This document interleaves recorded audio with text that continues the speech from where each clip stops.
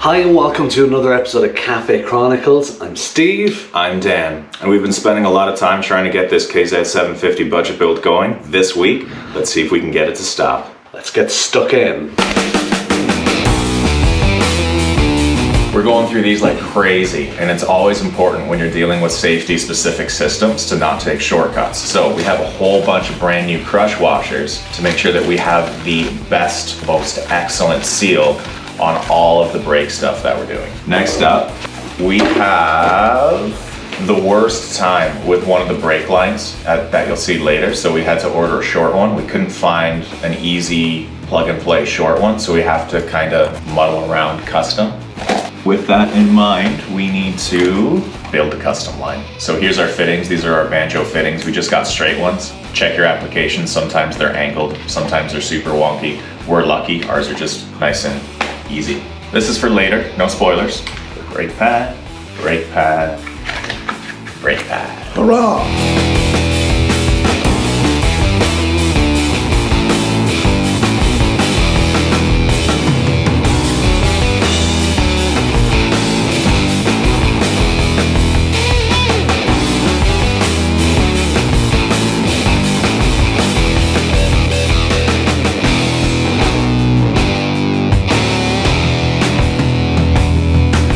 Going fishing. I don't know what we're gonna find, but I'm sure I'll catch something. Oh, yeah! There we go. This might be the problem that we had with our brakes.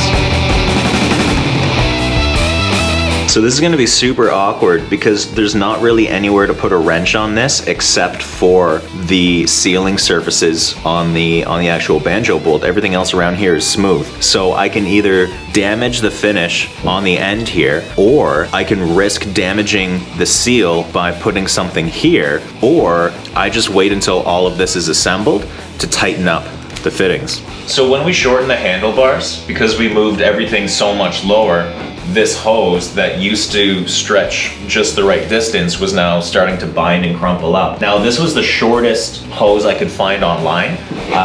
Just stretching this out end to end, you could see it saved us about, what do you think, 2-3 inches from 3 inches. From bolt to bolt. So we'll still have a little bit of a wrinkle in the line, but it won't be nearly as brutal as it was before. Also, it's black.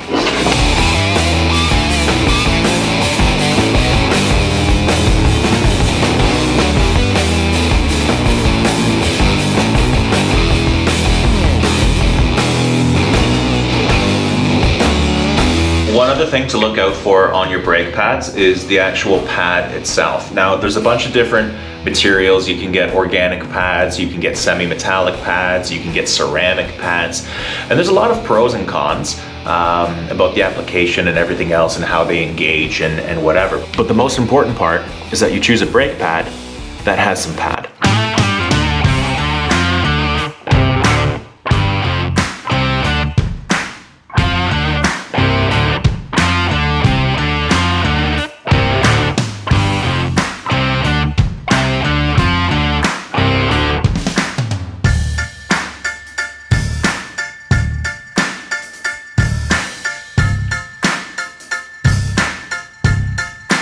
Nice t-shirt, Dan. Where'd you get it?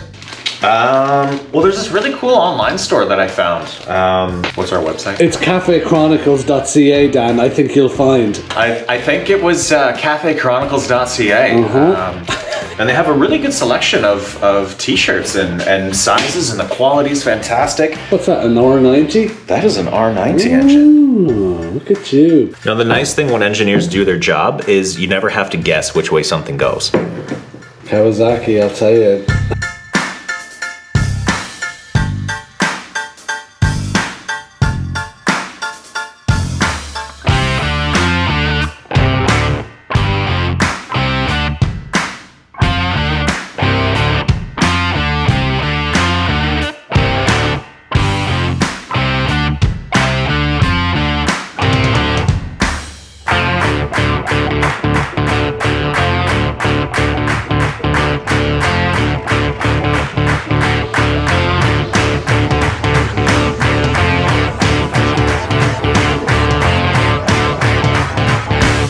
With fittings like this, it's important not to over tighten it because you could cause a split and it'll leak. So you need to make sure that you don't snug it up too tight so that if it does leak, you know that the problem is you need to tighten it up, because if you get it super tight the first time and it leaks, you might just need a new part.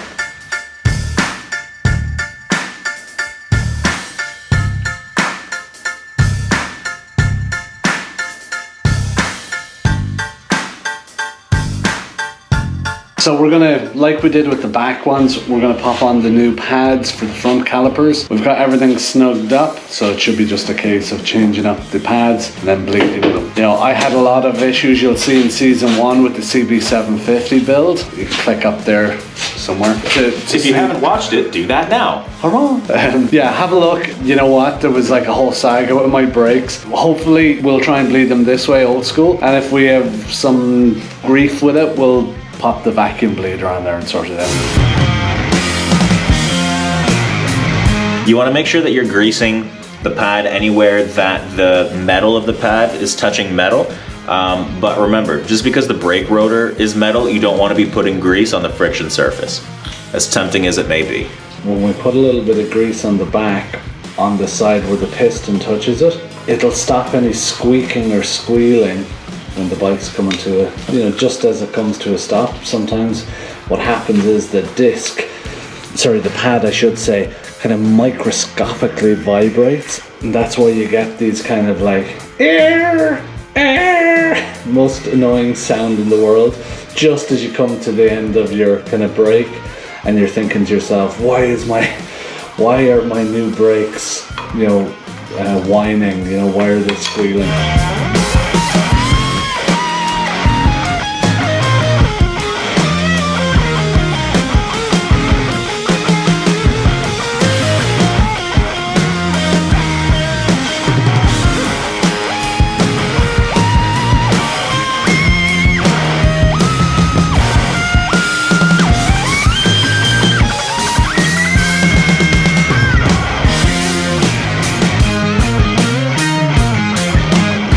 If anybody's interested, what we're doing is we're keeping both sides of the calipers, both calipers tight and closed. We start to pump on the master cylinder a little bit, and then we hold pressure on the master cylinder, and then Dan cracks open the bleed valve, relieves the pressure and closes it, and then I release the master cylinder. So we'll show you, just in case you're interested. So I'm building some pressure here. I'm holding the pressure, Dan's releasing, and now Dan closes again. I don't let go of my hand until he's tight again. Then I open, the reservoir goes down here, so we're flushing. Then I'm going to build pressure again. It's getting more solid all the time. I'm holding, Dan's going to release, Dan tightens again. Now tight. Now I open, the reservoir goes down a little, I start building pressure. I'm seeing some more air come up here. Now I hold pressure, Dan releases, closes again, and then I open my grip and we're seeing more and more air. And then now and again, we're just going to tap the lines, and we're just trying to get any air to make its way up here into this junction. And then we're going to tap this up, hoping that it'll help or assist any air bubbles to make its way up to the master cylinder, and we saw a few. Now I have pressure on here, Dan will release again, and close.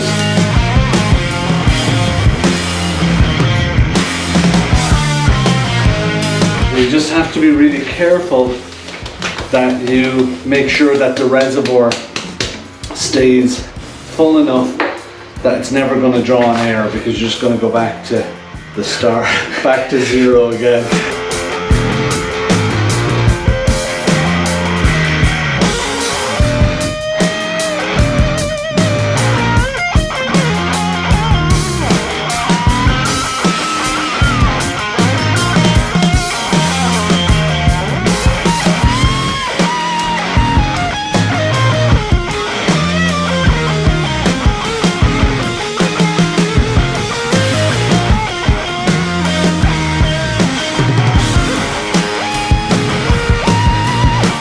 So we've got some stopping power. The new little shorter line did it.